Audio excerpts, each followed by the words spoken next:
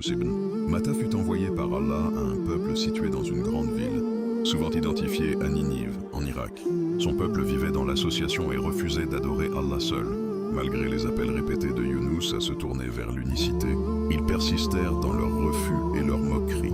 Voyant leur obstination et leur hostilité, Younous se mit en colère et décida de quitter son peuple. Sans attendre le commandement d'Allah, il pensait qu'il ne croirait jamais et se détourna d'eux. Le départ de Younous, il marcha jusqu'à atteindre la mer. Là, il monta sur un navire chargé de passagers et de marchandises. Mais bientôt, le bateau fut secoué par une violente tempête. Les marins comprirent que le navire ne tiendrait pas et décidèrent d'alléger la charge. Ils tirèrent au sort pour désigner celui qui devrait être jeté à la mer. Le nom de Younous sortit une première fois, puis une deuxième, puis une troisième. Comprenant que c'était le décret d'Allah, il se jeta à la mer. Dans le ventre du grand poisson, Allah envoya un énorme poisson, souvent identifié comme une baleine, qui l'engloutit, sans lui briser les os ni lui faire de mal.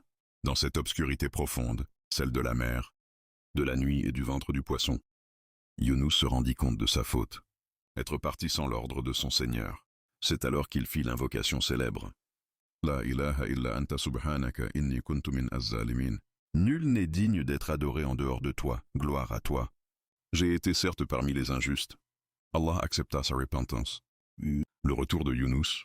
Après un certain temps, le poisson remonta à la surface et rejeta Younous sur le rivage. Affaibli et malade, Allah fit pousser pour lui une plante à larges feuilles, un ricin, afin de l'ombrager et le nourrir. Quand il retrouva ses forces, Allah le renvoya à son peuple. Cette fois, les habitants avaient vu des signes, effrayants de la colère divine et s'étaient repentis sincèrement. Quand Younous revint, il trouva son peuple croyant et repentant, au nombre de plus de 100 000 âmes.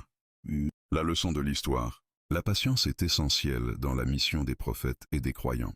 Allah accepte le repentir